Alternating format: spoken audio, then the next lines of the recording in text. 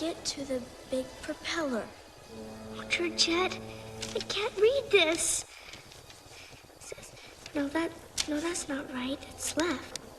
Oh, Georgette, where are we? I think we're lost. Lost? How could you get lost? I drew you a map.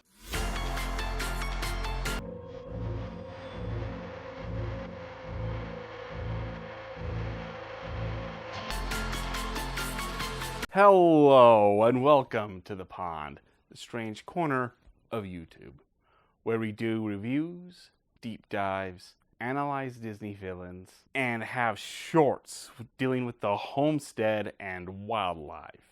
Here we go. The pigs are here. Yeah, we're strange. I'm your host, the Bullfrog, and the Newt isn't behind the camera right now, but he's doing his best in expanding the pond. So please, send him some love. You clicked on this video, I know what you're looking for. It's us analyzing a Disney villain. But here's some context you need to know. This is not opinion, this is not a poll. We are analyzing Disney villains through a formula. If you want to know more about this formula, go here. But the point is, we're trying to find Disney's darkest villain. We're looking for this.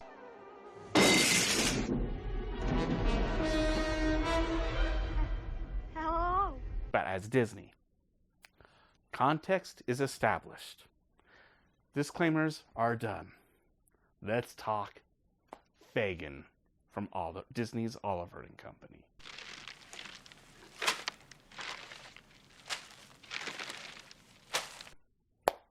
Look, Ursula, can you say it for us? Pathetic. And they did well in that regard.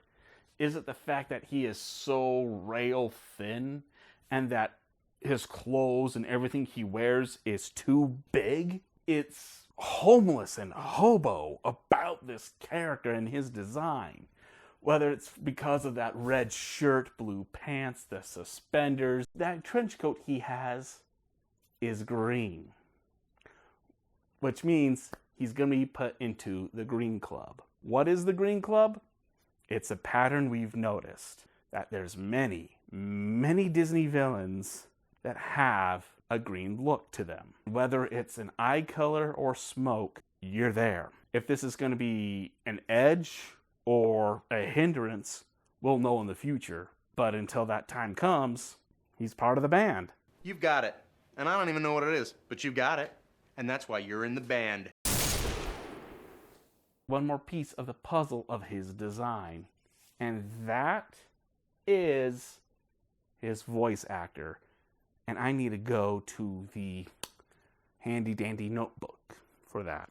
And Fagan is voiced by, Don DeLuise, the crow from Secret of Nim. There's a crazy lady with a hat. She's got big teeth. She tied me up. Wait, you haven't seen the movie? Look, Secret of Nim is a great 80s classic movie. And more than that, that's one of Don Bluth's best works. Who's Don Bluth? That's a whole nother venue. And Secret of Nim, yes, we're analyzing a Disney villain. But if you ever name drop Secret of Nim, you got to point out how good it is. And you have to introduce it to more people. It's in the rule book. It is. But besides that, how does Dom work the character? How does the script and Don make or break Fagan? Honestly, I think they add to the theme of Fagan. Absolute pathetic. Listen to him. What are you doing down here anyway? My days are numbered, and the number is 3. Actually, I've got something much better than money. Some luxury items that should make... He's a lot more wheezy, and when he's around Sykes, the voice goes high, erratic, jumbled, not put together, loses everything. I've got an airtight kitty. Plan. It's sweet and simple. He can't communicate well, and when he does, he is on an edge. Not in that literal sense, but in the sense of on how he is written and performed. And this is when he's around Sykes. But when he's around his dogs, there's a little bit more confidence, but also happiness and joy. This is his realm. This is what he wants. And just to hear him, you can notice in the performance where the heart really is. I mean, take a look. You? That took a lot of guts. We've never had a cat in the gang before. We can use all the help we can get.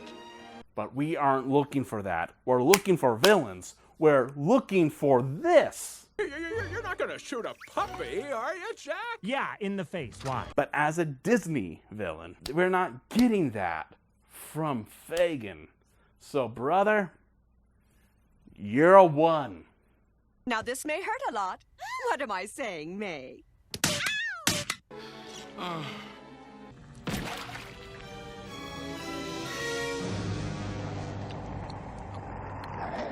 We have found a way how to analyze presence, and that is through a formula.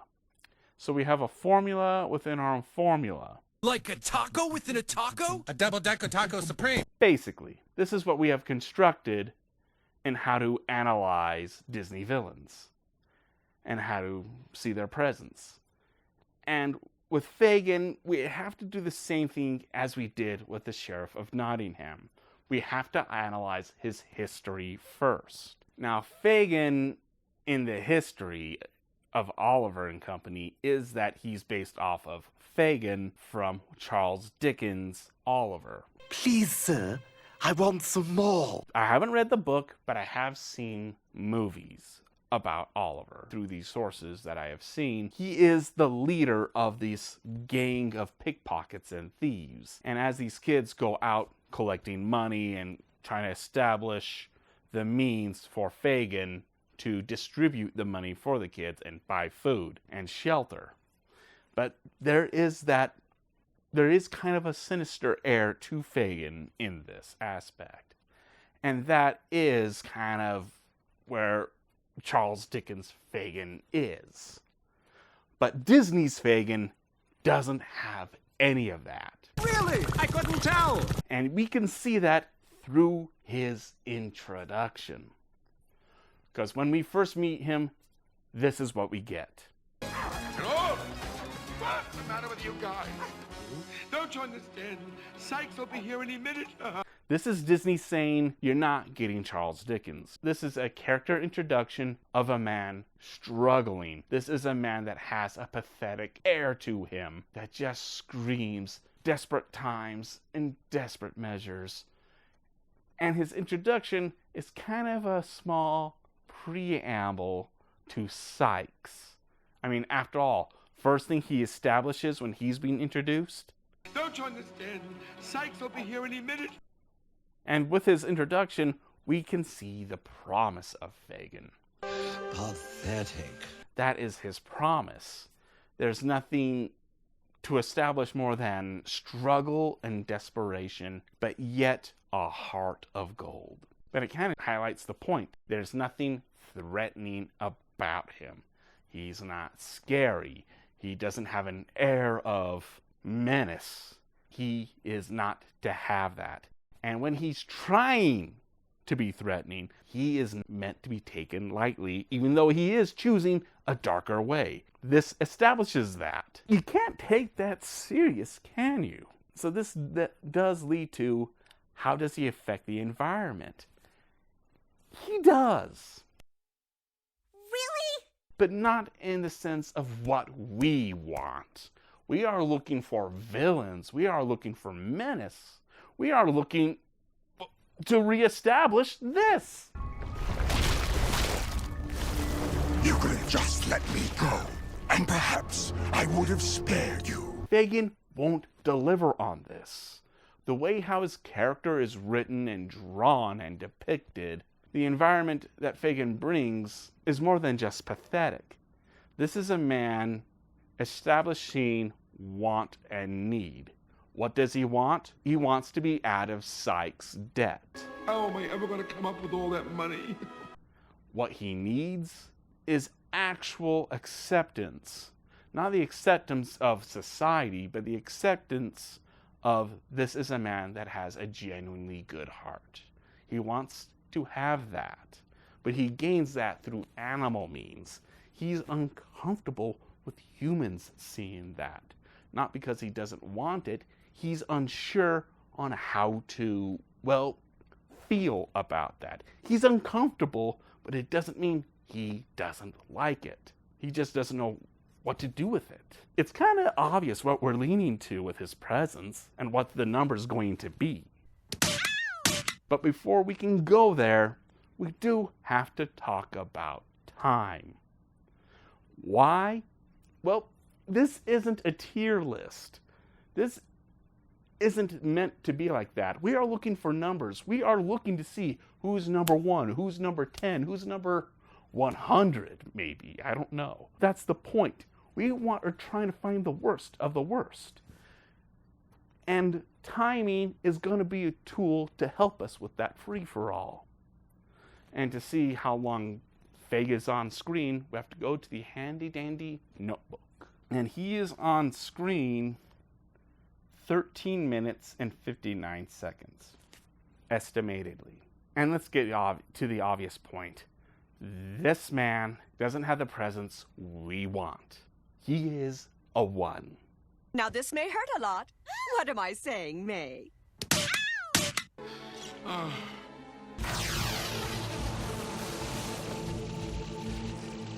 When it comes to movies where the main characters are animals, the villains, or antagonists, are humans, we have to point out the human edge over animals. Thumbs. But when watching this movie and analyzing this character, there is more to Fagan's power than him just having hands. When you look at the climax of the movie, Fagan's power is unleashed, and that is his moped. It sounds silly, but look at the climax. It is through his dexterity and mastery of the moped he was able to free Penny. Through the smallness of his moped, he's able to go places that Sykes wouldn't predict. And with the knowledge of him being a New York bum, he has a mastery over the New York streets, and he has better access to the New York subway. Though no one could predict the menace that is Sykes, and him refusing to say no would lead to a car chase down to the subways. Fagan couldn't predict it, and it's through his third piece of power that Fagan is able to achieve an amazing feat in the movie. But in order to do that, we have to put a pin in his power. Oh, come on! And talk about his second most important piece of his character and his place in the movie. We're both professionals. Yes, we call them henchmen, but the relationship Fagan has with his dogs isn't master and henchman. This is family. And with them being a family, there is that love and loyalty. Is very beautiful. Roof! Roof! Well, that's because you're a dog. In his introduction, and we pointed out how much of a pathetic thing he is, and he's a preamble to Sykes, it does establish the relationship between him and his dogs. Small and ineffective as he is, the dogs see his value. It's more than just shelter. It's more than just dog treats. It is this absolute affection that Fagan gives them. And they will do anything to help Fagan stay safe. And they have the independence to go above and beyond for Fagan.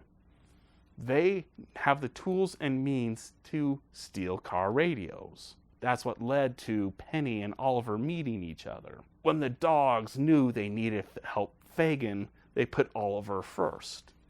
And that led to Oliver and Fagan reuniting and Fagan choosing a darker path. But the dogs are still loyal to Fagan. Even though he's using Oliver And during the proposal between Fagan and Sykes, look at Dodge's reaction. Airtight with the kitty. Plan. It's sweet and simple. The plan. He's not concerned about Oliver. It's about Fagan and how he is fumbling. So he didn't mind Oliver being used as bait. These dogs are more great than they are them as heroes. No kidding, man. But it is through the union of the dogs and Fagan, knowing how both can be used together, and his moped, they were able to save Penny. Fagan shows in this movie that heroes can be anywhere and come from any means, whether they're humble or noble, or that there's nobility through humility. For it was Fagan that risked his life to save that little girl. And it was through Fagan and the power that he wields that was able to thwart Sykes once and for all. So it is through the relationship of Fagan and his dogs they were able to end Sykes. So for henchmen, the balance of independence and dependence, This whole thing should be. Fagan gets a 4 for henchmen. What do you say? Which gives his power a 3 in placement. Whoa, didn't see that coming. Now look, you need someone who's gonna throw the book at this broad. I've paid off all the witnesses, all the experts. I even have her attorney on my payroll. Yes, he has to be analyzed. Even though it's obvious where he may be, where he's going to go, he chose to use Oliver as the bait and means he needs to pay off his debt with Sykes. And it's through this choice of bribery and hanging this over Penny, Penny went to the shipyard. And it's through Penny we have to go into this discussion. The moment when Fagan finds out Penny is Oliver's owner, he realizes an awful thing. He has power over the little girl. And it's something he doesn't want. This is an uncomfortable thing he can't stand by. At the beginning, he tried to stand for his reason why he should have power over her. Maybe he was up against the wall at the end of his rope. He must have been a poor, desperate man. And what desperate means will do to desperate people. He needs this. But it's through Penny he realizes this is something he can't have. He wants to be out of Sykes' debt, but he can't have it through this way. He can't have power over her. So he makes a choice to restore power to Penny to make sure Penny won't know that he's the one with power. I found a little lost kitten.